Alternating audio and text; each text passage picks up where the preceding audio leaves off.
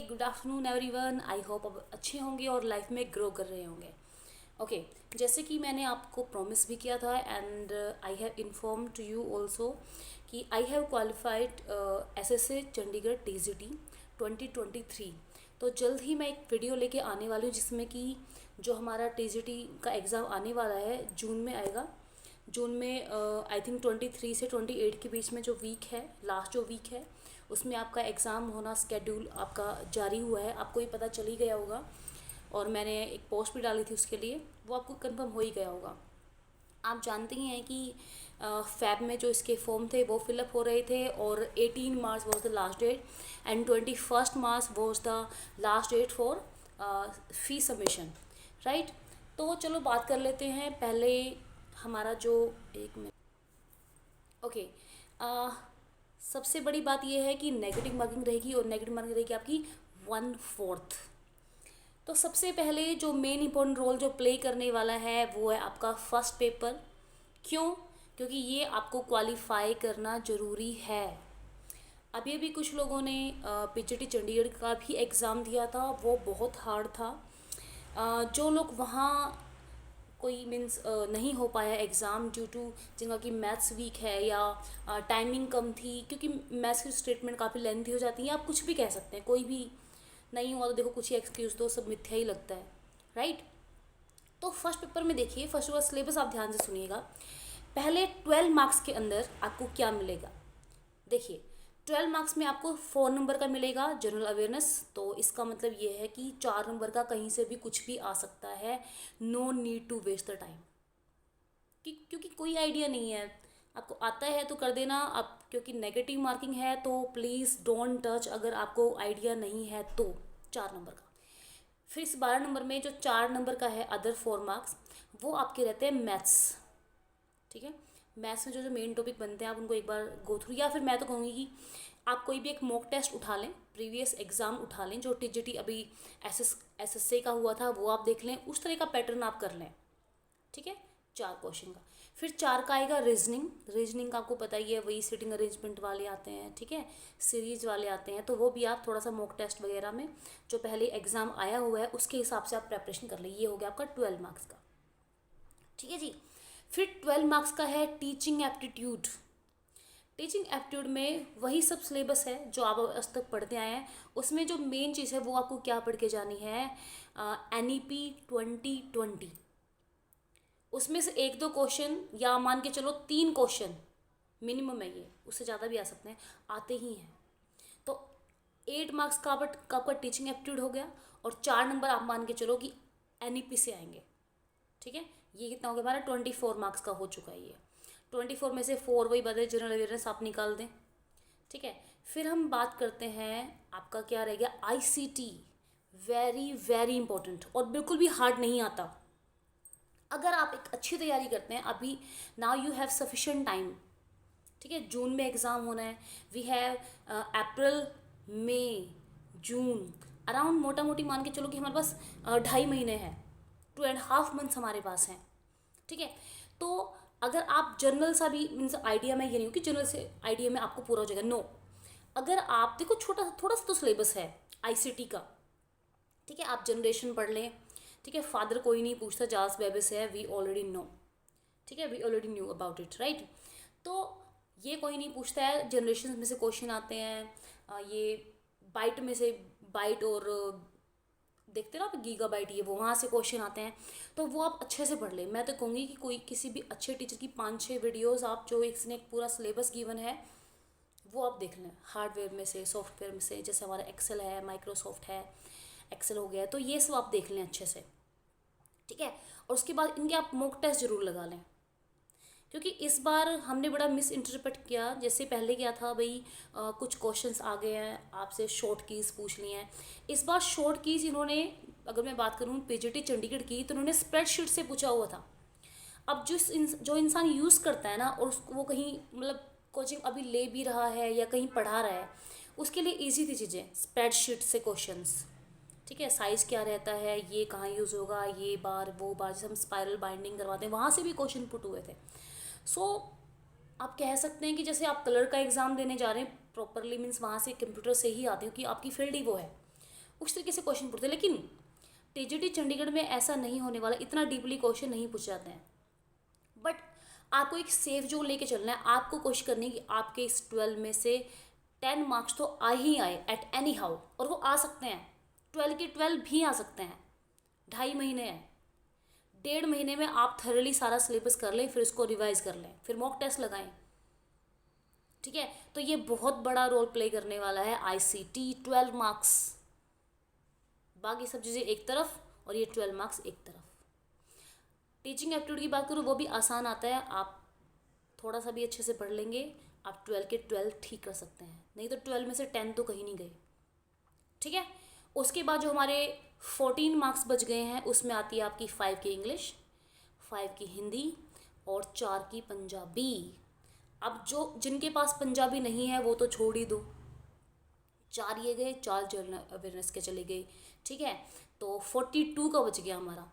इन 42 में से आपको 25 क्वेश्चन सही करके आने हैं। दैट मीन्स इसमें अगर आपके 40% मार्क्स सही बन जाते हैं, यानी कि 20 क्वेश्चन आप कराए, ऐसा नहीं, क्योंकि नेगेटिव मार्किंग में कुछ भी गलत होता है तो उसके मार्क्स डिडक्ट होते हैं। आप सब इस बारे में जानते हैं। ठीक है, तो इसमें क्या कोशिश करनी है आपको कि ये देखो, मैंने आपको कहा मैथ्स है, रीजनिंग है, वहाँ से आप मान के चलें कि आपने ना मतलब 4-4 नंबर के आएंगे, वहाँ से 6 नंबर ले सकते हैं आराम से, बल्कि 8 के 8 भी ले सकते हैं, बट फिर फॉर अ सेफ जोन। ठीक है, मैं आपको बात करूँ टीचिंग एप्टीट्यूड 12 मार्क्स का, वहाँ भी आप 10 आराम से ले सकते हैं, या आप 16 मार्क्स मान लें। ठीक है, मैंने कहा आईसीटी 16 + 8 या 10 अगर आपने ले लिया तो आप एक सेफ जोन में हैं। ठीक है, और हिंदी इंग्लिश में जहाँ पे भी आपको डाउट है, क्योंकि वहाँ भी 1-2 क्वेश्चन बहुत कॉम्प्लिकेटेड होता है, उसको टच में ना करें। आप उस 8 में से मान लें भाई, मान लो आपने 6 ठीक कर दिए, 7 ठीक कर दिए, तो कितने हो गए? 16 + 6 22। अगर 22 आपके एक्यूरेटली सही हैं तो आपके 40% हो ही गए। ठीक है, तो इस तरीके से आपको फर्स्ट एग्ज़ाम की तैयारी करनी है। क्योंकि अब मैं चलो अपना ही एग्जाम्पल दे देती हूँ। टीजीटी वाला तो हो ही गया था, लेकिन पीजीटी वाले में क्या हुआ, सेकंड पेपर में मेरे ना 70 मार्क्स बने हैं and I was the second one, क्योंकि हाईएस्ट जो मार्क्स मैंने देखे वो 77%, उसके बाद 70 थे मोस्ट ऑफ बच्चों के। तो अगर मेरा फर्स्ट पेपर क्वालिफाई हो जाता तो शायद आई वॉज इन। ठीक है, बट वहाँ मेरे आए 18.5, मीन्स 1.5 नंबर ने मेरा काम बिगाड़ दिया।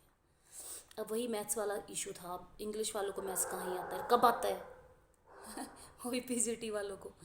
ठीक है, अब मुझे समझ नहीं आता कि पीजीटी इंग्लिश वालों से ये मैथ्स करवा के, मीन्स ये तो कहने की बात है, सब पीजीटी को 12 मार्क्स का मैथ्स था, तैयारी की थी, लेकिन टाइम, अब हमें ये इतना एक्सपर्ट तो नहीं हो सकते कितनी अच्छी तैयारी कर लें हम। अब टाइम के शॉर्टेज से निकाल के देखिए, नहीं निकले, 2-4 निकल गए हैं, तो वहाँ कुछ ना कुछ तो देखो, आपका 50 मिनट्स होती है, बड़ा प्रेशर होता है माइंड पे। और फिर जो इन्विजिलेटर है वो भी बड़ा रोल निभाते हैं। कुछ इन्विजिलेटर क्या है कि शुरू में सारी जो प्रोसेस है, फ्रिस्किंग वगैरह, वो सब कर लेते हैं, लेकिन कुछ ना बीच में ही दिमाग ख़राब करते रहते हैं, ये कीजिए वो कीजिए, थंब इम्प्रेशन लगाइए, तो बहुत टाइम वेस्ट होता है। 50 मिनट उतनी गिनी चुनी, पहले ही वो ये कर रहा होता है, ये करो जी, वो करो जी, बस मतलब, are you getting my point? तो आप अपने उसे फोकस करके, तो देखो टाइम कंज्यूमिंग क्या होगा, क्या होगा, reasoning and maths, that's it, सिर्फ 8 का है, 4 का अपना रीजनिंग और 4 का अपना मैथ्स। ठीक है, तो आप आराम से अगर ICT and teaching aptitude Hindi English आपने अच्छे से रेडी कर ली, क्योंकि मैथ्स का तो ऐसा आप कितना भी कर लें, 4 का है, 4 में से 3 आप ना बिना तैयारी के भी कराओगे सही, थोड़ा सा माथा पच्ची करके, क्योंकि आंसर आपके सामने है भाई, है ना। 4 करो, वो ऑप्शन रख के देख लो, चारों के चारों एक तो फिट होगा।